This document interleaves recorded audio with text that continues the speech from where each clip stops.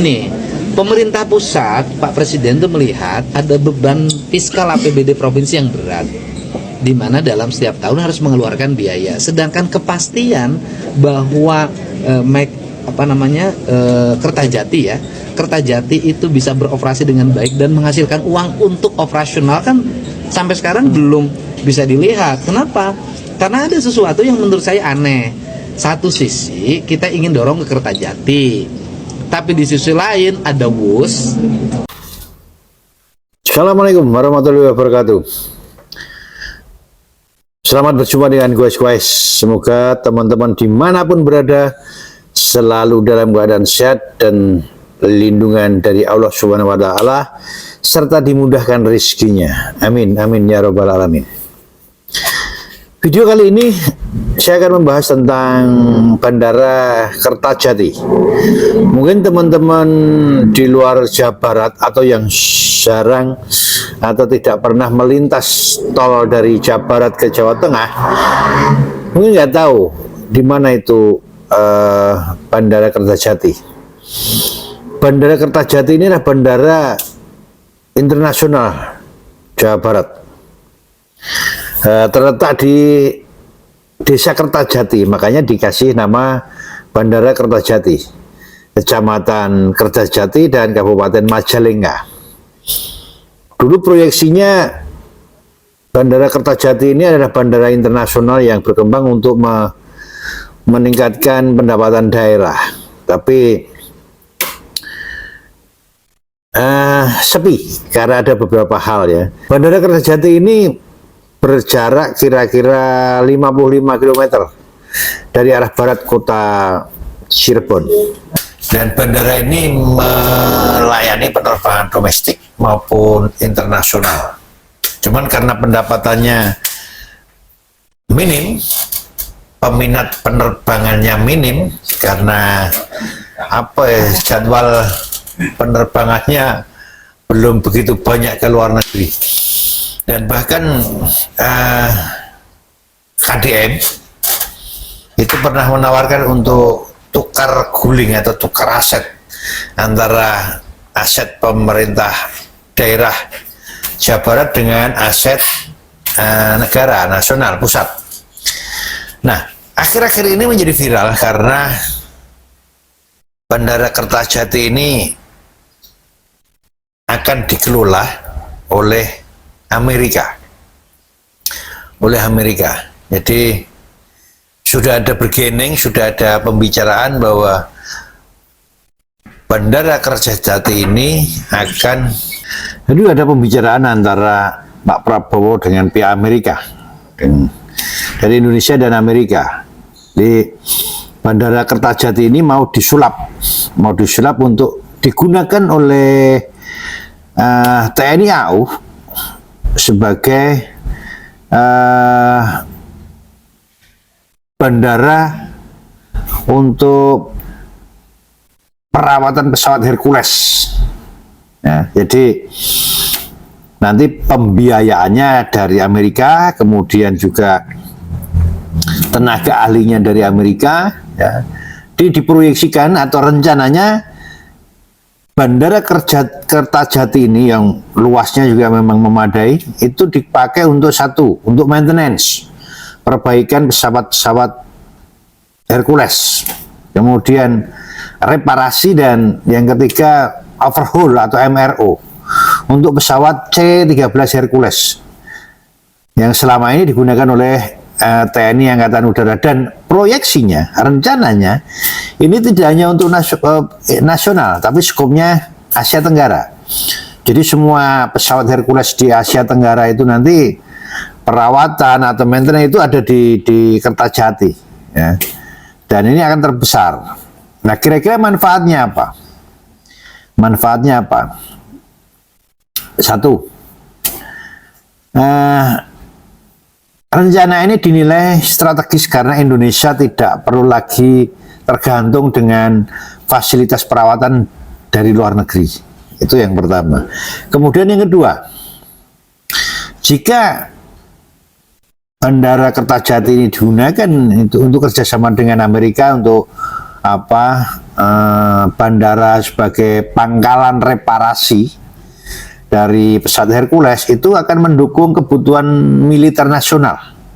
Nah, fasilitas tersebut dinilai dapat digunakan untuk melayani perawatan Hercules. Ya, sekali lagi selain negara kita juga negara lain di kawasan Asia Tenggara. Kemudian yang ketiga, ini membuka peluang ekonomi industri pertahanan baru di Indonesia. Dan yang keempat, kerjasama antara Indonesia dan Amerika akan semakin erat dan mampu meningkatkan kemampuan teknologi penerbangan nasional sekaligus menciptakan lapangan pekerjaan di sektor aviasi dan industri pertahanan. Ini kalau kita menilai dari manfaatnya. Nah, kira-kira bagaimana tanggapan Anda? Sebelum kita ikuti videonya, tolong share, like, dan subscribe. Ikuti dulu video-videonya. Bandara Kertajati akan menjadi bengkel perawatan pesawat Hercules terbesar di Asia Tenggara. Dia menawarkan, dan ini tidak ada di negara ASEAN. Dia menawarkan, bagaimana kalau pemeliharaan C-130 di seluruh Asia saya pusatkan di Indonesia atas biaya kami. Saya lapor Bapak Presiden, kasih Kertajati. Pemerintah Amerika Serikat akan bantu berikan perlengkapan bengkel dan tenaga ahli. Apa manfaatnya untuk Indonesia? Bandara Kertajati, Jawa Barat, apakah akan menjadi pangkalan militer Amerika Serikat terselubung?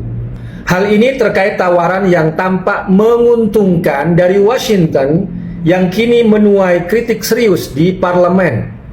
Anggota Komisi 1 DPR RI, Majen TNI Purnawirawan TB Hasanuddin dari fraksi PDI Perjuangan mempertanyakan niat sebenarnya Amerika Serikat menjadikan Bandara Kertajati, Jawa Barat sebagai pusat Maintenance, Repair, and Overhaul MRO pesawat C-130 Hercules untuk seluruh Asia. Yang mencurigakan, tawaran itu tidak datang dari Lockheed Martin atau pabrikan Hercules, melainkan langsung dari Menteri Pertahanan Amerika Serikat, Pete Hegseth, saat bertemu Menteri Pertahanan Republik Indonesia di Pentagon pada April 2026. Fakta ini langsung diungkap oleh Bapak TB Hasanuddin dalam hearing Komisi 1 Selasa 19 Mei 2026. Mengapa Pentagon yang turun langsung bukan korporasi? Pertanyaan itu kini menggantung. Jika fasilitas ini eksklusif untuk mendukung operasional pesawat militer Amerika Serikat di kawasan Indo-Pasifik, maka ini berpotensi menjadi pangkalan militer terselubung, kata Pak TB Hasanuddin. Pernyataan itu bukan sekedar kekhawatiran biasa. Ia menyoroti benturan langsung dengan politik luar negeri bebas aktif Indonesia yang sudah dipegang penuh selama puluhan tahun. Bandara Kertajati yang selama ini berstatus sipil dan melayani warga Jawa Barat beresiko berubah fungsi. Tanpa regulasi yang ketat, zonasi yang jelas, dan pengawasan publik, fasilitas itu bisa menjadi basis logistik permanen bagi Angkatan Udara Amerika Serikat. Saat ini pertanyaan besar masih menggantung, apakah pemerintah Republik Indonesia akan mengutamakan kedaulatan atau tergiur iming-iming strategis AS? Bapak TB Hasanuddin telah membuka tabir. Kini giliran publik dan DPR menuntut transparansi penuh sebelum langkah ini menjadi presiden yang berbahaya. Bukan saham BIJB Kertajati yang dilepas, bukan. Jadi begini, pemerintah pusat, Pak Presiden itu melihat ada beban fiskal APBD provinsi yang berat, di mana dalam setiap tahun harus mengeluarkan biaya. Sedangkan kepastian bahwa Kertajati itu bisa beroperasi dengan baik dan menghasilkan uang untuk operasional kan sampai sekarang belum bisa dilihat. Kenapa? Karena ada sesuatu yang menurut saya aneh. Satu sisi kita ingin dorong ke Kertajati, tapi di sisi lain ada WUS dari Jakarta, dari Halim ke Bandung. Kemudian Halimnya buka, ya orang pasti pilih Halim dibanding Kertajati. Kan logikanya kan nggak tepat, sehingga saya waktu itu menyampaikan bahwa kawasan Kertajati saya mengusulkan untuk menjadi kawasan pusat industri pertahanan dalam negeri. Nah, ini mendapat respon Presiden, sehingga Presiden itu memiliki harapan untuk Kertajati menjadi pangkalan TNI Angkatan Udara. Maka opsi yang saya tawarkan, saya sudah bertemu Mensesnek dan bertemu Presiden juga, sudah bertemu Menhan, tinggal opsinya saja. Kalau opsi saya adalah tuker, opsi Pemprov Jabar, Husein, PTDI dan sekitarnya itu diserahkan ke Pemprov, Kertajati diserahkan ke pemerintah pusat. Pak Gub, Sehingga nanti kita tinggal memperkuat, memodernisasi dari Husein. Nah, kan nggak usah lama tuh waktunya, kita benahin, kemudian misalnya kalau dimungkinkan landasan pacunya ditambah, dan sehingga dalam waktu nggak terlalu lama pasti rame. Berarti Pak opsinya hanya menukar tukar guling berarti. Tukar guling. Tidak menjual aset saham yang di BJB itu. Enggak, tukar guling, tukar aset aja. Jadi kita ngelola Husein, kemudian Kertajati diserahkan ke pemerintah pusat. Lalu apa untung rugi penggunaan Bandara Kertajati di Majalengka untuk bengkel pesawat Hercules? Kita bahas bersama pengamat militer dari Center for Intermestic and Diplomatic Engagement, Anton Ali Abbas. Selamat petang, Mas Anton. Petang, Mbak Cindy. Mas Anton, jadi kalau menurut Anda sebenarnya ini adalah tawaran yang menguntungkan atau merugikan untuk Indonesia? Ya, memang satu adalah kita harus pahami bahwa ketika kita bicara tentang kesiapsiagaan ya, readiness dari angkatan udara kita, terutama dalam hal ini pesawat, memang salah satu faktor yang ikut mempengaruhi adalah bicara tentang perawatan dan pemeliharaan. Jadi ini memang selalu kita banyak punya cerita bahwa pesawat kita seringkali susah untuk terbang karena ternyata kemudian butuh perawatan, dan ketika bicara tentang perawatan ongkosnya mahal, bahkan kalau misal cerita tentang politik anggaran selayaknya dengan pengadaan baru. Jadi ini agak menjelma, itu satu. Kedua, memang kalau tanya apakah ada untung atau rugi, dua-duanya sebenarnya. Jadi ada potensi untung dan ada potensi rugi yang harus kita antisipasi. Jadi saya melihatnya gitu. Jadi itu satu sisi bahwa ketika kita bicara tentang MRO misalnya, maintenance, repair, dan overhaul, kita itu bukan pemain terbesar di Asia Tenggara bahkan gitu. Jadi misalnya ada Singapura yang jauh lebih siap. Bagaimana kemudian misalnya ada pangkalan Singapura yang memang sudah melakukan itu dari sejak tahun 90-an. Jadi itu satu. Kedua, kalau misal dari sisi untung ya, untung kita lihat bahwa satu, ada potensi untuk kita kemudian naik kelas ya, ada potensi naik kelas tadi, kita bukan siapa-siapa kemudian akan menjadi siapa-siapa, tergantung nanti bagaimana kita bisa mengeksploitasinya. Kedua, memang misalnya Bandara Kertajati ini sejauh ini kan jadi beban fiskal, jadi dengan adanya pemanfaatan ini tentu saja ada potensi itu tidak lagi jadi beban fiskal, walaupun kemudian ada potensi lagi kerugian misalnya kita ketergantungan kontrak dengan Amerika Serikat misalnya. Lalu di sisi lain tentu yang kita harus antisipasi adalah nanti potensi ruginya seperti apa, gitu itu kan. Jadi ada untungnya ada banyak, jadi ada potensi transfer of technology, kita skill SDM kita bisa meningkat gitu. Lalu ada pendapatan dari sisi aset yang idle misalnya. Tapi apa potensi yang kita harus khawatirkan? Yang satu jelas ini tentang kehadiran aset militer asing di tempat kita. Gitu. Kenapa? Karena harus kita tahu bahwa ketika kita bicara MRO C-130 itu artinya itu fasilitas milik Lockheed Martin yang notabene dari luar negeri. Itu bukan di kita. Bagaimana kemudian kita bisa mengamankan semua tadi potensi positif tadi itu kita dapat? Itu adalah pertanyaan pertama. Yang kedua adalah soal kehadiran asing. Kita tahu ini asingnya siapa? Punya Amerika Serikat. Tentu saja itu nanti akan lihat, apakah ini kecondongan ke Amerika Serikat lagi-lagi yang lebih pada Amerika Serikat atau seperti apa? Sementara kan kita selalu mencoba menjaga balance ya selama ini. Itu bagaimana kemudian kita mencoba mencari titik seimbang di tengah pertarungan geopolitik gitu. Itu lalu misalnya ketika kita bicara bahwa ini ketika tadi kan Pak Safri dalam bilang bahwa ini untuk hub dari Asia. Pertanyaan lanjutannya adalah ini hub untuk Asia C-130 apakah cuma milik Amerika Serikat, US Air Force atau semuanya? Karena kan ada banyak nih, ada banyak yang menggunakan C-130. Apakah eksklusif atau kemudian semua? Kan kalau semua artinya ada ruang untuk kita. Nah, Mas Anton, tapi juga sebenarnya apa yang menurut Anda jadi pertimbangan Amerika Serikat menjadikan opsi Indonesia untuk jadi pusatnya kalau misalnya memang sebenarnya ada pangkalan lain yang lebih siap? Nah, itu yang kemudian kan jadi pertanyaan. Kenapa? Karena tawaran ini munculnya kan dari Menteri Perangnya Amerika Serikat, Pete Hegseth. Ini Lockheed Martinnya. Lain cerita kalau prosesnya itu dimulai dari bisnis. Jadi memang pabrikan C130 yang kemudian menawarkan Indonesia jadi hub. Artinya apa? Ini ada skema bisnis yang didasari pertimbangan bisnis, bukan dengan pertimbangan politik. Tapi kan ini munculnya dalam pertemuan empat mata, tawaran ini muncul gitu. Jadi ini kan yang kemudian, oh ini pertimbangannya jangan-jangan pertimbangan politiknya jauh lebih besar. Bagaimana kemudian misalnya Amerika Serikat mencoba untuk lebih dekat kepada Indonesia dengan tawaran ini. Itulah kemudian penting kita untuk mengklarifikasi beberapa poin gitu. Bagaimana misalnya transfer of technology. Seringkali misalnya transfer of technology itu hanya bagus di atas kertas, praktiknya susah. Belum lagi misalnya ketika kalau ini kan tadi saya bilang ini kan asetnya adalah aset asing. Bagaimana kalau misalnya ntar hubungan kita memburuk dengan Amerika Serikat? Kalau ini nanti jadi di freeze, artinya kita cuma nggak bisa ngapa-ngapain gitu. Kenapa? Ini kan aset asing, bukan aset milik kita gitu. Jadi bagaimana kemudian ada keterlibatan GMF, ada keterlibatan PTDI dalam MRO ini, itu akan menjadi kita dapat banyak gitu. Nah, itu yang juga, kemudian nah selain itu juga Mas gimana, Anton, Mas tapi sebenarnya apa imbalan yang juga diharapkan dari Amerika Serikat dengan memilih Indonesia? Ketika mereka menjanjikan akan bisa membiayai semua operasionalnya, apa kira-kira yang akan mereka minta untuk balas budinya di Indonesia? Amerika Serikat kan memang dari sudah cukup lama gitu. Sudah cukup lama untuk mendekati kita.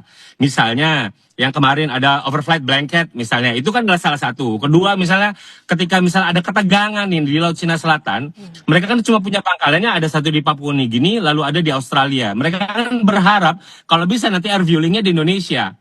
Gitu. Nah, Indonesia seringkali untuk air fueling itu tidak mengizinkan.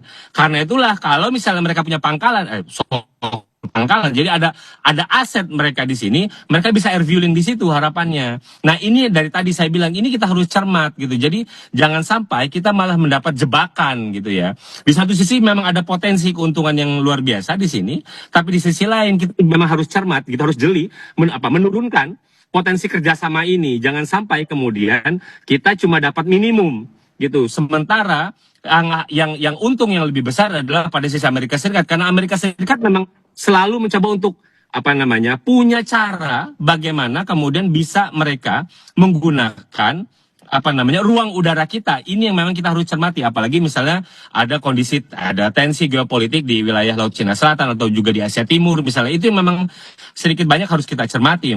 Nah, soal adanya tensi itu, Mas Anton, artinya sejauh mana sebenarnya tawaran ini akan bisa berdampak pada posisi Indonesia yang sebagai negara non-blok dan netral seharusnya?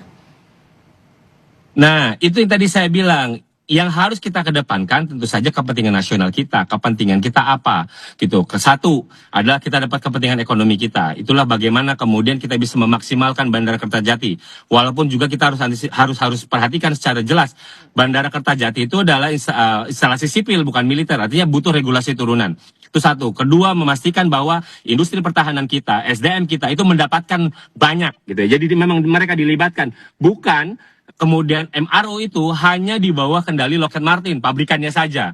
Jadi dengan kata lain kita mendapat sesuatu, GMF, PTDI memang terlibat cukup dominan, sehingga ketika kita bicara transfer of knowledge, gitu, transfer of technology, gitu, itu kita dapatkan semua. SDM kita dapat, duit kita dapat, gitu ya. Belum lagi misalnya kita harus juga perhatikan bahwa ini bukan pangkalan militer yang bukan kemudian tidak bisa digunakan untuk kepentingan militer Amerika Serikat. Nah, itu kan juga kita harus cermat gitu. Jangan sampai kemudian ketika nanti ada krisis itu malah digunakan mereka untuk air fueling dan lain-lain gitu. Seperti yang misalnya kejadian di kawasan Teluk misalnya, itu yang kemudian memang kita harus cermat. Tapi di satu sisi memang ini punya potensi untung kita banyak gitu. Jadi kita punya untung, ada potensi untung, kita bisa meleverage posisi kita, yang kita bukan pemain MRO. Kalau misalnya mereka memang serius, kita bisa kemudian dipotensi setara dengan Singapura, walaupun kita juga harus tahu bahwa membangun kapasitas selayaknya kayak Singapura itu kan nggak bisa sehari semalam jadi gitu. Jadi itu yang memang kita harus cermati tawaran ini secara lebih detail gitu. Itu Mbak Cindy. Nah, jadi ini proyek raksasa yang akan menangani perbaikan mesin, struktur hingga pembaharuan teknologi pesawat Hercules baik milik TNI AU maupun milik negara-negara Asia lainnya. Nah, pemilihan Bandara Kertajati ini berdasarkan atau didasari pada kesiapan lahan. Lahannya memang, lahan dan infrastrukturnya memang memadai. Nah, sekaligus juga menjadi solusi untuk menghidupkan kembali aktivitas bandara yang selama ini sepi. Tapi tidak semuanya setuju dengan rencana itu. Salah satu pihak yang tidak setuju adalah Komisi 1, artinya oknum dari anggota DPR Komisi 1 itu ada yang nggak setuju. Salah satunya adalah anggota Komisi 1 DPR RI, yaitu Majen TNI Purnawirawan TB Hasanuddin. Nah, ini memberikan warning kepada Prabowo untuk berhati-hati terkait persetujuan menjadikan Bandara Kertajati di Majalengka ini untuk maintenance repair dan MRO yang akan dibiayai oleh Amerika. Nah, memang ini pro dan kontra. Kenapa salah satu anggota Komisi 1 ini tidak setuju?